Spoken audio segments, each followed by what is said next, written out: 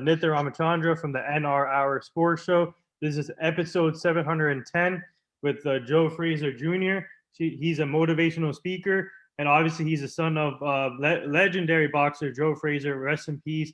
We're still living his legacy, and man, he's big in the boxing world, and your family is such an inspiration. But I just want to say thank you. It's truly an honor for you to be joining the show today. And how are you and your family doing so far in the year of 2021? We're blessed by the best. You can't complain about that. It's been an interesting 2020 and going into 2021, already going into March, so time is flying. But everything is good. I want to thank you, number one, for having me on. I want to thank God for me still being here. I always put Him first. But it's just, it's an honor to be amongst you. As I said before, is that you're consistent. So it's episode 708, I believe. Where we 700, at? 710. Oh wow. So I mean that's amazing, man. So that's gonna pay dividends in the long run. So keep doing what you're doing. But yeah, I thank you for having me first and foremost. Yeah, hopefully you get to meet my co-host Alyssa soon. Unfortunately, she couldn't join us because she's busy covering Gonzaga. She covers Okay. Gonzaga. Yeah, so they have a big game tonight, so she has to cover that. But Awesome. yeah, so I'm a one man show here. But That's all right. yeah. So whoever doesn't know about you, obviously, everybody knows about your father. But whoever doesn't know about you, can you explain about your journey a little bit, and how you got here, how you got to this point? Yeah, it's been an interesting journey. Not like I don't have that story of having the hard life per se. My story is all about the mental fight, and that's why I love working with the kids to say, hey, listen, I don't care where you're from. I don't care where you grew up or where you're currently at right now. This fight that you have up here is so super important because it can get you out of everything and anything. So, yes, having my father smoking Joe Frazier, there was 11 of us. He was busy in and out of the ring, as I like to say it. But he was just a good dude. He was humble and he instilled God first. You treat the CEO just like you would treat the janitor. It's the same exact way, and that really trickled down to all of us. So growing up, it was interesting. I'm from Somerville, New Jersey, Oh wow. and it was cool. I didn't venture into the boxing realm. I went the football route. I'm a huge Jets fan, so if you guys know me, I'm a Jets fan all day. Oh, But speaking of Jets, we had Mark Sanchez before you. I know I saw that, so I was like, oh man, I gotta meet the guy because he was nice. I'd listen. I mean, being a Jets fan first and foremost, you have to have a strong mindset. Let's just start there. So, but at the end of the day, growing up, it was very interesting getting to meet a lot of the legends, the Ali, the Foremans, good friends with a lot of their kids. But it was just for me, like I said, the fight of having to live up to the expectations, or more importantly, feeling like I had to live up to those expectations. Because honestly, my family did a very good job of not enforcing to have to live up to the name, but it was just more of my mindset. Yeah. So as I grew up and consistently realized, hey, Joe, you are your own person, I thought it would be more important for me to share that with the kids, because I know there's a lot of kids going out there, even if their father isn't a legend, even if some don't have their fathers or their mothers in their lives. So everybody's going through something. So that has been my mission, is to figure out and keep progressing in my life as I continue to share it down, so someone doesn't have to go through maybe some of the things I had to go through. Hmm. Yeah, obviously, I see your family picture in the background. I love that. Yes, We're gonna yes. get to that, but explain to me what was it like playing football? What was your football career like? And did you ever think when you were in college, did you ever think that you can get to the NFL? Was that your goal at that point?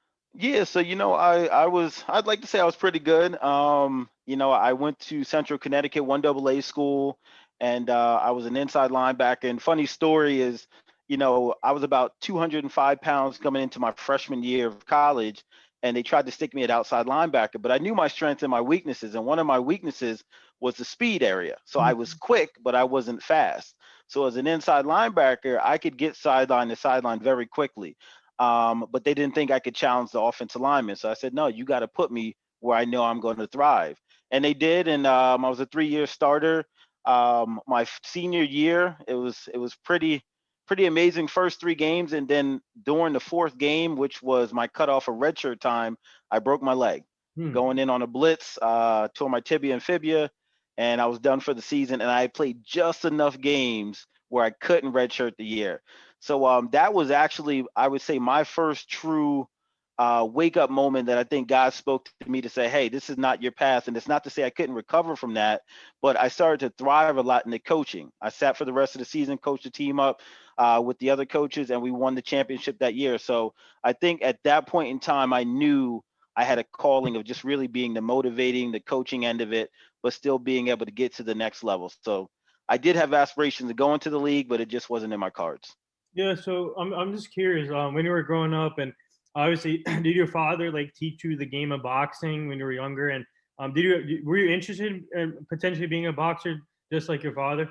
See, the funny thing is, he didn't want us to box. I'm 38. Marvis and Jackie were the oldest. They boxed, and my brother Hector, he boxed under the alias Joe Frazier Jr. Yeah. And he was really, really good, but he never really wanted us to box. So by time I was around, my father was just retiring, and he didn't want us to get into that. So I went the football route.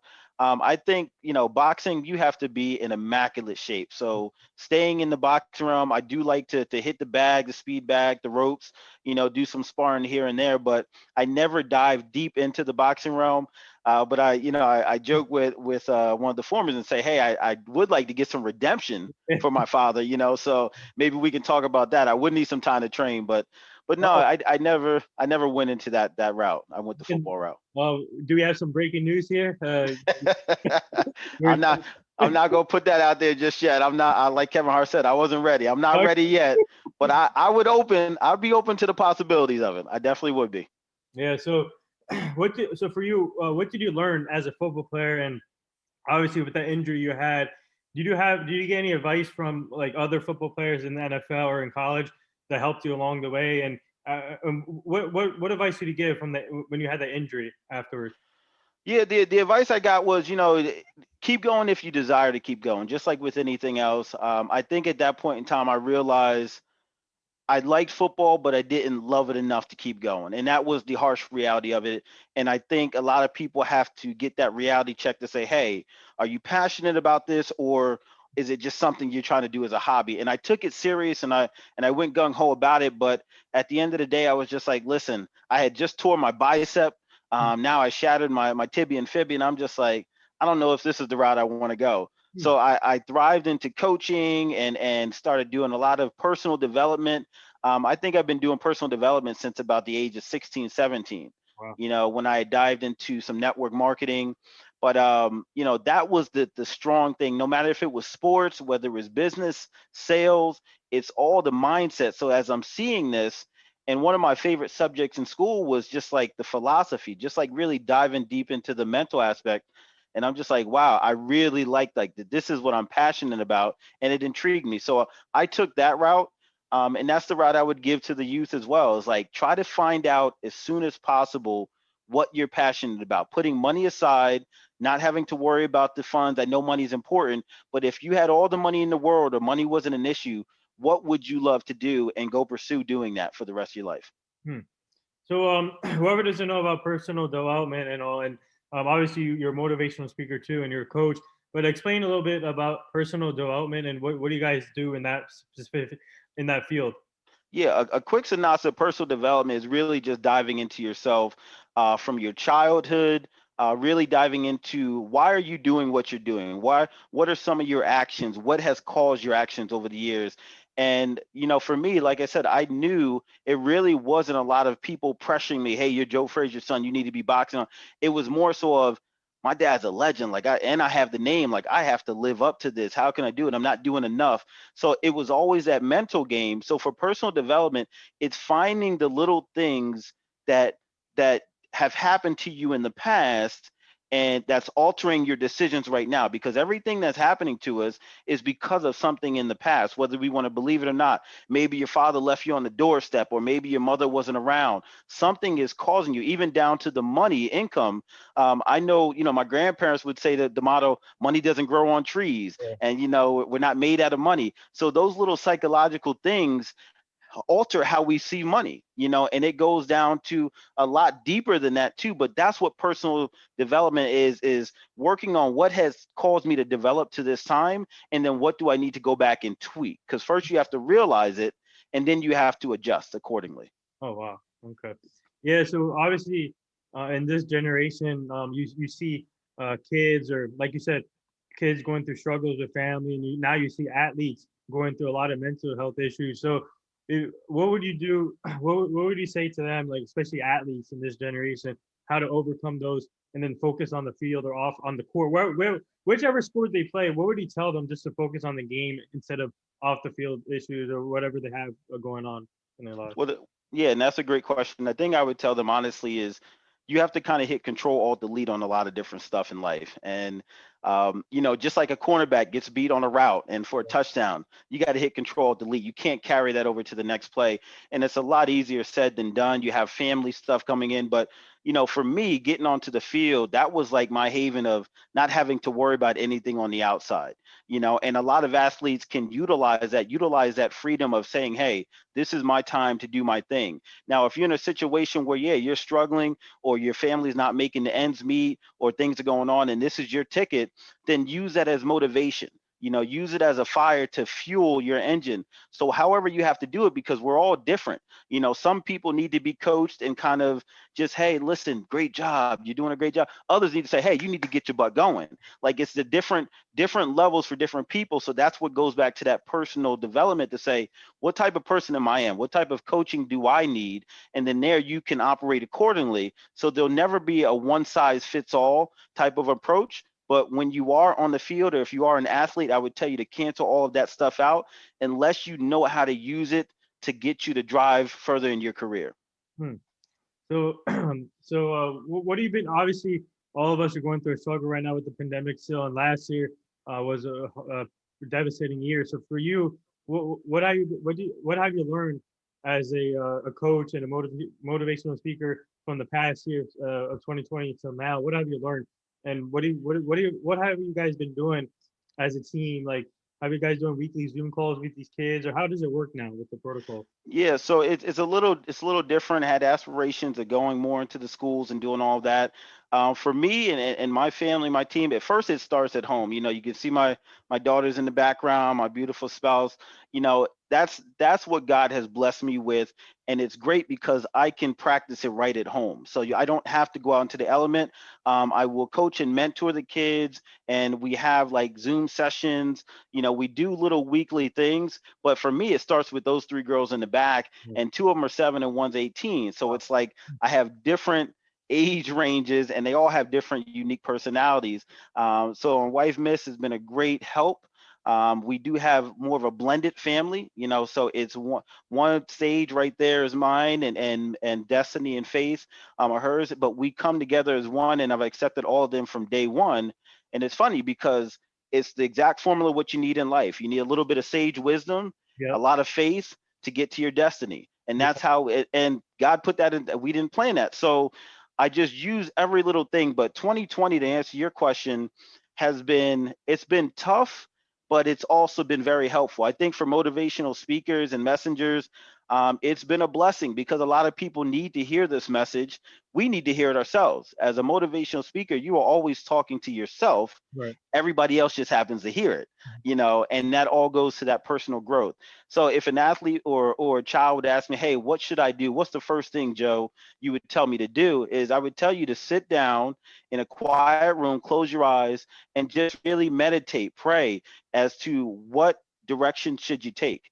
Because a lot of times I think in this age, everything's moving so fast and it's drowning out the mind in your head to say, hey, listen, it can tell you everything to do, Mhm. but we have so much stuff going on, social media. I mean, the internet's booming and just everything is moving at rapid speed, so we don't take enough time for ourselves, and exactly we do the opposite. We think we need to be doing more a lot faster, when hey, you can just sit down, just like if you lost a pair of your keys, you're supposed to sit down and think about the last place where you had it. Right. But what do? We get frantic, like, oh my, where was I live? So you really just want to slow down, figure out what it is you want to do, the path you want to take, and it will come to you. Okay. And that's what I would tell somebody to do. Just starting out, just sit down and really figure out what you want to do, put a pen to paper, write it down, and then now let's start working on an action game plan to get you there. Hmm. So speaking of family, and obviously you have an amazing family in the background, and three beautiful daughters and a beautiful wife. And Thank you. so what does family mean to you? Obviously, living your father's name, and I'm sure you've told your daughters about your father, Yes. and so what does family mean to you? It means everything. It's just, what it is. It's I would say it's an opportunity to get better. Because you know, it, as I first was a father, especially to a little girl, I'm like, oh, I don't know what I'm doing. There's no rule book on this. But as you go, you realize the goal and the mission is just to get a little better every day. And if they see you getting better and they see you're not, you know, we try to discipline our kids, and do all that stuff, but we also try not to be too serious. I'm a huge kid at heart. Mhm. It's funny because Miss says, well, how come they're always jumping on you and they're always playing, but they're serious with me. I'm like, well, you never heard any daughter come and say, hey, I want to play with the fun mom. It's the fun dad. That's what it is. So I'm a big kid at heart, but we try to instill discipline. We instill God first. So everything I'm saying to you right now, we do here at home. We listen to the word, we practice what we preach, because not more importantly, I'm not really concerned with what other people are saying. I'm concerned with what they see me doing. Mhm. So if I'm doing one thing and saying another, they can't really, they're going to think they can do the same thing. So family is a great way to implement everything that you're talking about and be a great teacher by example. Yeah, obviously, you guys have a huge family and Yeah. a lot of brothers too. And so, what's it like for your daughters to see um, your especially you and your brothers have succeed in life, and then seeing their mom and obviously your grandfather, the late grandfather. So, what's it like just having your daughters to see that and then seeing that motivation, and especially women in sports is big time now Yes. here. So, what's it like just having your daughters to see that now and and say to themselves, I can do this. I can do this. It's a blessing because, like you said, it wasn't always like this, and there's a fine line between telling them I like to share the history so they can know where they're at as opposed to where everybody was at before. But I don't want to dwell on it, Hmm. because where your focus goes, your energy flows. So I don't want to put too much emphasis on the past, but I do like to let them know, hey, it wasn't always like this. Females, African Americans, minorities, we couldn't always do this stuff. So cherish and be appreciative of it. There's two ways people are going to learn. They're going to learn from either someone else telling them and their experience or their own. And some things you will have to let them show and learn themselves. But I do try to, and me and Miss try to educate them as to, hey, this is where we're at right now. This is the opportunity you have. You can do anything as a female right now, but before you couldn't. So I don't want you to take for granted the opportunity you have here. And it's that equal balance. Like, you don't want to put too much before the other, but you have to let them know where they're at as opposed to where they could have been. Hmm. You know. Yeah. So obviously, when I promoted your interview, I took the picture of your father in the mirror. They had it on Yes. some wall outside. And what's that like? Just and that was amazing. Everybody liked that picture when I promoted it. And Yes. so you were looking at your father. So what does that mean for someone to put your father's picture there on the wall, and you go there every day to see it? Well, it means a lot.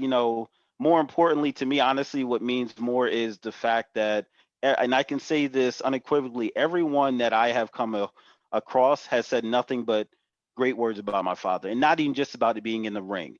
And that's really what I take most pride in when I use Joe Frazier Jr. That's why I am so prideful when I'm taking that name, because I know the legacy he has left. And it wasn't about fighting Ali or the great matches or his great left hook. That's all great, but he was smoking Joe in the ring, but he was your average Joe outside of the ring. And that meant so much more to me than anything else. Like, you could have a drink with the man. You could, he'd give you 20, he'd give you the shirt off his back. He would say hello to you, even if he's with his family in a restaurant. He'd take that 30, 40 minutes to talk to you. And that's really what I want to instill and what we try to instill in our kids, and I try to preach as well, which is just doing what you got to do. Just be human.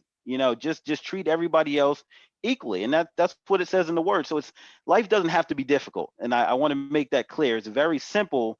There's some things that you have to worry about. There's going to be challenges. There's going to be trials and tribulations, but you can overcome that. You just have to keep going, just like you're doing on episode 710. You keep going. I'm sure you had some obstacles. You don't have your co-host today.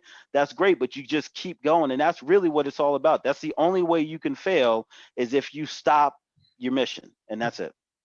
Yeah, so obviously, I had your father's manager on, Bert Watson, on Yep. the show. So what has he meant to your family over the years, helping your father out? And he told he had some interesting things to say on the show. But I think I'll send you the interview so you can check it out. But Yes.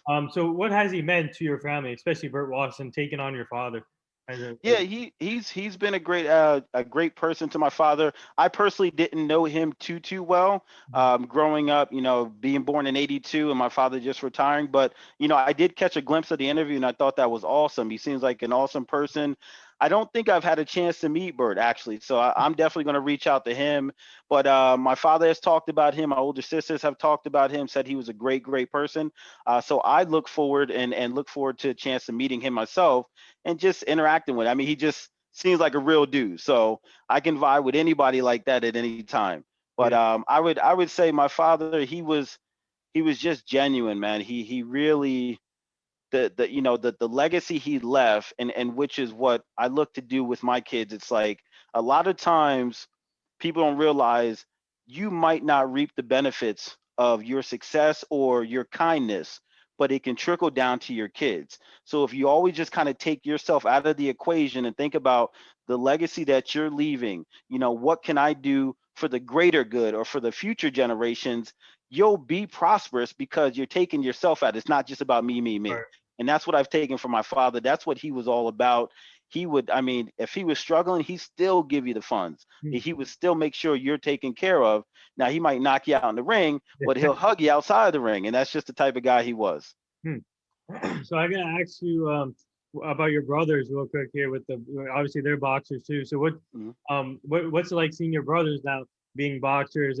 Obviously boxing is all about footwork and Yes. technique. So how do you have like a scouting report on your brothers as boxers, and what are they doing just to keep training during this pandemic?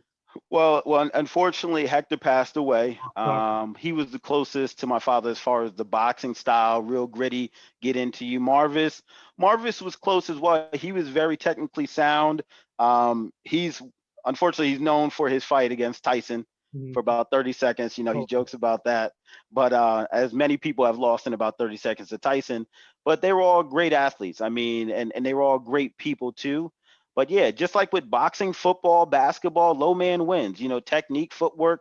And that's the great thing about sports. It really doesn't matter what sport you're in. You really have to, it's the simple techniques, stay low, stay balanced, stay focused mentally and physically. So that's really what it comes down to. But yeah, it does take a special person when it comes to the boxing world to really just have that mindset to know that, hey, you can die. You can die in this ring right now. So they're true gladiators. so have you worked as a coach and as a personal like a motivational coach? Have you worked with other boxers to help them out throughout their career? Not in the well, not professional. I've worked with boxers, aspiring boxers to get to the next level. Yes, it's just I work with all athletes. I really target, and my tribe is the younger generation. Yeah. I'll talk and deal with anyone, but I just really focus on the younger generation because my mindset is that it's a lot easier to mold and shape a mind early than to have to retrain it later. Mhm. We get in our 30s and our 40s and we're kind of set in our ways. And it's not to say you can't shift or change how you're thinking, but it's a lot easier to attack it early and still a good mindset so that way later on you can maintain it. So I really do go for the youth. And I'm just such a big kid. When I'm around the kids, anywhere from like 5 to 16, I am just a big kid. It just brings me back and I can really relate to them, but I'll work with anyone. If they're willing to change, I'm willing to help. And I'm a work in progress myself. So it forces me to stay on top of my game to get better so that I can bring new things to them as well. Hmm. So what advice would you give the kids that you're working with right now, and other kids that are reaching to their goals, and what advice would you give them and to the young girls and seeing women in sports growing? What advice would you give all of them? I would tell them number one, stay focused, stay on top of your game, always be coachable, always realize that you don't know everything. And if you did, it would be nowhere else to go. But you just have to keep at your task at hand. For me, early on in my years, like I could be all focused and everything. So I know some of the things that I did is I have to write things down. If I don't write them down, I forget. So I tell people, write your things down, keep your vision board. If you don't have a vision board, it's a big board where you're putting all the things that you aspire to have. You want the things that'll manifest. But know that before the manifestation, you're going to have some revelations. You're going to have to go through some things. But in between that gap is where you have to continue to learn. So the formula and what I'll tell people is you're going to have to deal with the adversity, right? And you have to find out the three phases of that. There's the pre-adversity, there's in the midst of the adversity, and then there's the learning lesson after the adversity. You have to learn and deal with every single one of them, but never expect that you're not going to go through something. Every level of life has like a new devil, okay? Or it's just like a video game. So, and the kids can usually relate to that. So when you get to that next level, you have different challenges you have to deal with. Now, sometimes you fail and you have to keep doing it over and over and over again, but eventually you'll get to the next level. But ultimately, if you just keep going, you can beat the game. And that's what I tell the kids. But focus, writing stuff down, create your vision board, see it before you believe it. It's not about faking it till you make it. It's about believing it before you achieve it. And then just keep going and know that you're going to have to deal with every new obstacle, but just keep getting better day by day. 1% better is all you need. Hmm. So so before so we do this fun little segment on the show. It's called the rapid fire segment. But before we Okay. get to that, I want to bring up an important thing. We're part of the Hugh Jackson Foundation. He obviously is a former NFL coach, but trying to Yes. get back into coaching, and we're ambassadors for their foundation. They're all about helping prevent human trafficking and making sure the community stays safe, and making sure these kids make the right choices. And obviously, human trafficking is still bad out there. We need to come up with a way how to prevent that. So we're really grateful to be part of the foundation. I'll send you the page, and uh, Absolutely. I just want to bring that up. And they're doing a great job with that foundation. Absolutely. Yeah, it's and any way I can help with that, we have my sister does a great job with her foundation. The legacy exists, and we actually give back to at-risk youth scholarships every single year. We weren't able to do it this year, which would have been held on March 5th. But yeah, anything to do with the kids and giving back, I'd love to be a part of it. My company is Cross the Crown, LLC, and the reason I've come up with that is exactly what I said. You have to go through your crosses in order to get the crown. And it might not be your big crown, but just each individual little crown you have, you're going to have a cross to go with that you have to bear. So, yeah, just keep making a difference. I love what you're doing. I appreciate you having me on the show. And let's get some rapid fire going. Yeah. Oh, I see it. But you have a crown on your shirt right now. So there. Yeah, yeah. This is my branding right here. Cross the crown. Yeah. So I gotta ask you, what's your most memorable father's fight you've seen throughout the years? Well, they all had to be on tape because I never really seen them live. It definitely had to be the Ali, the Ali trilogy. I mean, I could say the most memorable could be Foreman too, but that wasn't in a good way. But no, I would say actually what's coming up now on in March 8th is the 50th anniversary of the fight of the century, which he beat Ali in that one. Yeah. So we actually will be unveiling the mural Cool. with the full legend on there and everything on March the 8th. So Wow. look out for that. But that was the most memorable fight. I mean, what they did, even the fact that he just beat him, but just what they had to go through and what they endured just encompasses everything you need to know about both of those athletes. Yeah. So yeah, my co-host and the other people that are with the show, they're gonna be taking over the show next week because I'm going to the Correctional Officer Academy on Monday. So Awesome.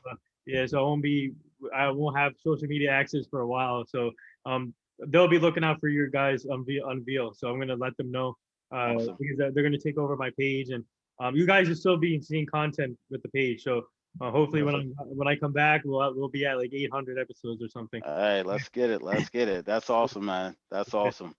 But yeah. So my next one here, obviously, your father.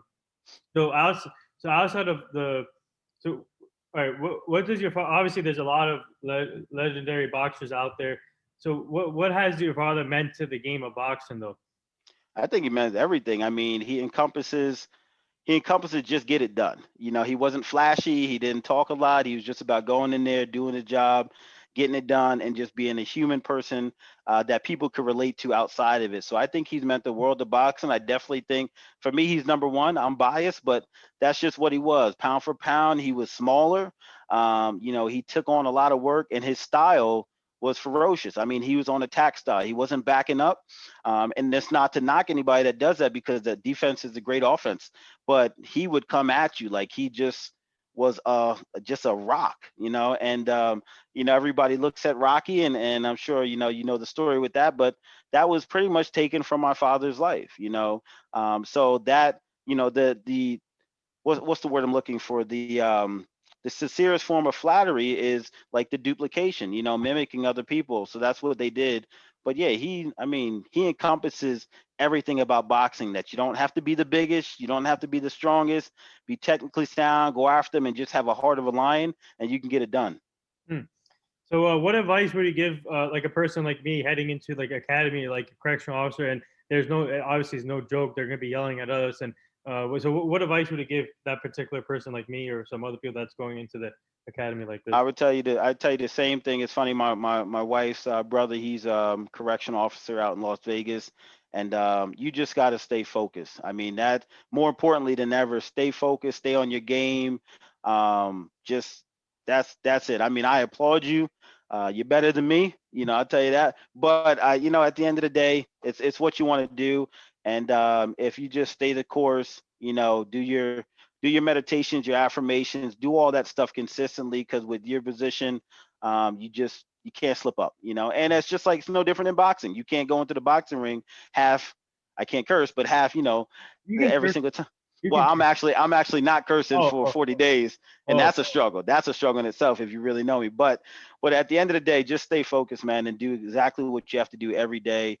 Don't get off your grind, don't slip, and just be safe out there. Yeah, That's thank the you. advice.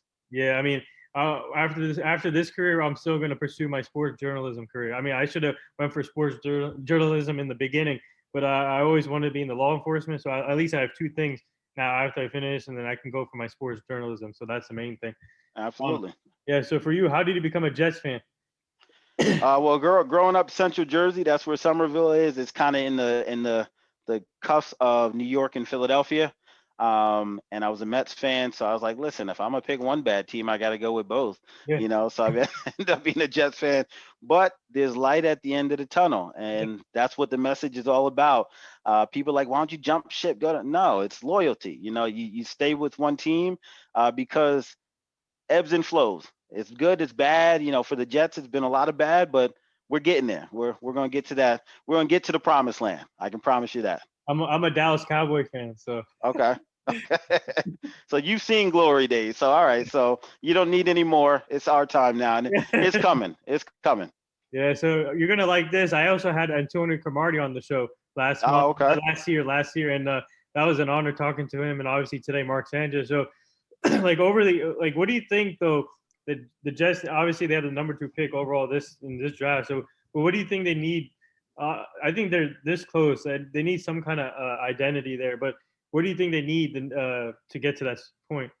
Well, I do think Robert Saleh is a great pickup for many reasons. I've seen what he did in San Francisco, so I think that's awesome. I think he is bringing a culture, just from seeing a couple of interviews that he's done. He gets it. He really cares about the players. He values family. He values integrity. And although some people might not see that as, what's that got to do with X and O's, it starts there, because the players that are playing for you, they want to trust you and know that you have their back. So if you've got that, they're going to go to war for you. So I think he's already established that. I'm torn when it comes to Watson. I don't know if I would. I don't know. I don't know if I want to give up the whole farm, especially seeing what Carson Wentz, they gave Carson Wentz, which was nothing. I know Watson is a lot better, but I don't know. I wouldn't mind either scenario. You can stick with Sam, go in the Watson route. If we don't have to give up 3 and 4 number ones, I don't think it's that serious. But I think we bring in some studs on defense, secure up that offensive line. Let's do it like all these teams have done it. You start with the inside out. You build the offense and defensive line, and then you work backwards. If they can't get to the quarterback, and we can get to the quarterback on our side, that's all you really need. I mean, that's a simple formula every year. Yeah. It's gonna be obviously the what Colts did a great job by getting Carson Wentz. That's a huge trade for them. Huge. Yeah, but I gotta ask you though. Obviously, speaking of Mike Tyson, what did you think of that comeback fight against Roy Jones Jr.? Mike Tyson's training is unbelievable. Yeah. Yeah. Well, Miss my wife, she's She's actually a promoter for 5 years, Oh wow. Miss Downing Productions. So she's a boxing promoter, and she's actually, Roy Jones is like her brother. Oh wow. So I went into that rooting for Roy. I thought it was a pretty good fight. I think they both did a great job for what it was.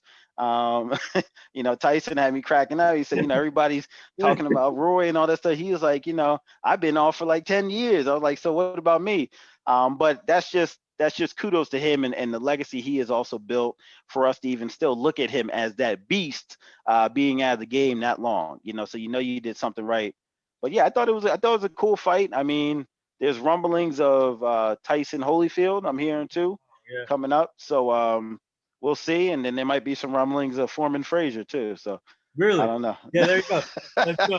Let's, let's make it happen. Let's make it happen. Yeah, right. So we'll see. But yeah, I wouldn't mind doing something charity wise because it keeps me fit. That's really the biggest thing. But I know you can't play boxing, so no matter charity or not, you got to go in with a serious mindset. All right. Let me ask you this: would you consider fighting Mike Tyson? Would I consider fighting Mike Tyson? How much? Like charity for charity, probably. I don't know. Like for a lot of money. If I'm guessing, probably like over. Would you do it over $1 million? I don't know.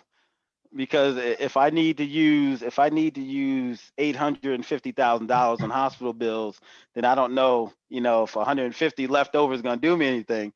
But no, I wouldn't take on that challenge just because I do respect the game in that regards, and it's not worth it to see what he can do damage wise, and for myself have not gotten into that world at that level. Now, one of the foremen is a friend of mine. I would do that even though he's boxed, but that's a little different realm right there. So, are you currently training as we speak? I do train. I'm not boxing training. I do train every day. I'm in the gym. I do the tire.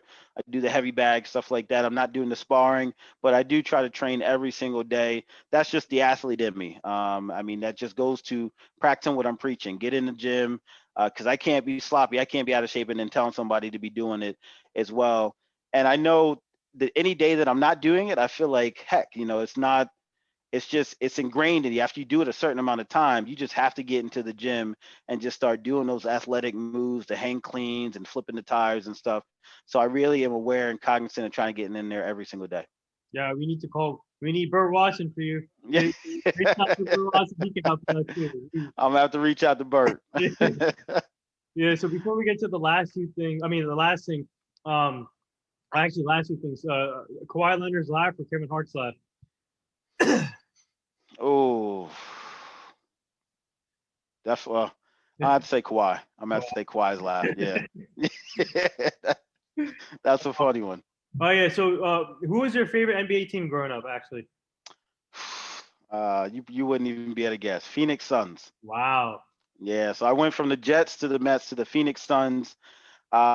Reason why. So funny story. So my brother and my brother on my mother's side, he actually is a producer of Black Ink, the reality show, and but we grew up a lot. And as a kid, I used to like the Celtics and I used to like the Phoenix Suns. And I don't know why, but for some reason, I never saw Larry Bird. Hmm. And then we're watching the game one time, and he's like, "Oh, there's your favorite player, Larry Bird." I'm like, "Where?" He's like, "Right there." I was like, "No, that's a white guy." He's white. He's like, "No, Larry Bird's black." He's like, "No, you fool, he's not black." I was like, "Oh," and I didn't care, but I don't even know why I thought that, but I don't know because I heard so many great things, but I never saw him actually play. So Larry Bird was actually growing up. He's always been one of my idols, but I gravitated to Phoenix because my favorite color is the orange. So I like them since Charles Barkley, Tom Chambers, Kevin Johnson. I had the Kevin Johnson with the purple tip shoe. I don't know if you remember that. But yeah, Danny Ainge. So I gravitated since then. But obviously, I like teams that don't win for some reason. I don't know what it is. My time just hasn't come yet. But I do think for all of them, they're coming. They're coming. I'm excited about it. Speaking, the Suns are nice this year though. Yes. Like Chris Paul, Yes. Devin Booker, man, I love that team. And Yes. I'm a Yankee fan and I'm a New York Knicks fan. So Okay. but the Knicks are Okay. back. The Knicks are looking good so far too. Well, we'll see. We'll see. That's let's hold the horses on that. But you still have seen some success more than us. We've always had some obstacle in our way, whether it was Kobe or Michael. Yeah. I'll never forget. I think it was Scottie Pippen threw the ball off of the back of Charles Barkley in the finals, and like ever since then, we just haven't. It was always somebody in our way. We had the running gun with D'Antoni and Steve Nash and Amari and them, Yeah. but we had no defense, and that's why I knew D'Antoni would never really win, because the defense, you got to have defense and win in any sport. Speaking of, I mean, the funny thing is the Brooklyn Nets now have your Phoenix Suns staff on the same Yep. team. Yeah, exactly. Amari, D'Antoni, Steve Nash, and Exactly. man, it's good. The Brooklyn Nets are scary. I mean, We just blew the lead too, but they didn't have like Kevin or Kyrie, but yeah, I think they'll be all right. But again, they have the same struggles, and as Harden said, we got to have the defense. We got to work on that defense. So the last two things here, this is a question I've been bringing up to all the guests pretty much about the late Kobe Bryant and his daughter Gianna, and the rest of the people that were involved in the horrible crash. And obviously, you're a girl dad, you have daughters, and so do you have any like Kobe memories and Gianna? And do you usually tell stories to your daughters about Gianna too, or? Well, the crazy thing is, so I wasn't a huge Kobe fan, and then his passing, it hit me like I didn't even think it would, because of Gianna, and that's really was because when you're in a situation where you can relate, it hits you a lot more. And both of them passing, it was just like, wow. I did look at my daughters at the time, and I'm like, wow, what if that was me? And it really hit home. And then I started digging deep into Kobe and how he was, and then his Mamba mentality and all that. And it's just like, yeah, that was a real dude. Like he put his all into it.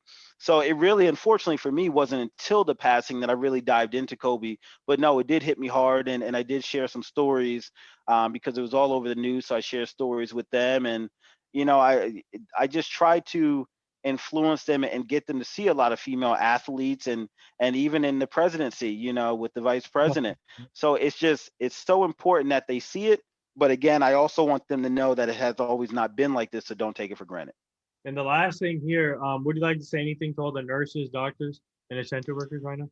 Yes, I want to say thank you. I appreciate you. You guys are nothing short of heroes, and heroettes, I guess I could say too. But it takes a lot. They go through a lot. They deal with a lot, and I just ask God to continue to cover and bless them in all that they do. And you are appreciated on our end as well. Yeah, well said. And actually, we're from Jersey too. I live in Jackson, New Jersey. Okay, yep. Yeah. So if you guys are still in Jersey when I come back, I would like to meet all you guys in person, and that'd be awesome too. Absolutely, absolutely. Yeah, you'll be coming back. You'll be fine, and everything will work out. Like I said, just stay focused, and I'm excited to see how many more shows you do when you do get back, and I'm hoping anything. You guys are still seeing content though from my co-host and the other people that will help her out too. So Awesome. Awesome. Well, anything I can do to help, even with the Hugh Jackson Foundation, giving back, I know that's super important, not just about receiving, you got to give back. Yeah. So anything that I can do within my power, definitely let me know as well. Yeah, thank you. And thank you again. This wraps up episode 710 with Joe Frazier Jr., personal coach, motivational speaker, obviously the son of legendary boxer, RIP Joe Frazier. Like I said, thank you again for coming on, and shout out to your team for making this happen, and your family right there in the background, such an inspiration. Yes. And I'll be posting this on all social media formats so people see this. And I think this is one of my most powerful episodes we have done on the show. But I appreciate it. Like I said, you and your family stay safe. Keep up the great work, and thank you again. Absolutely. Thank you, brother. Be safe out there.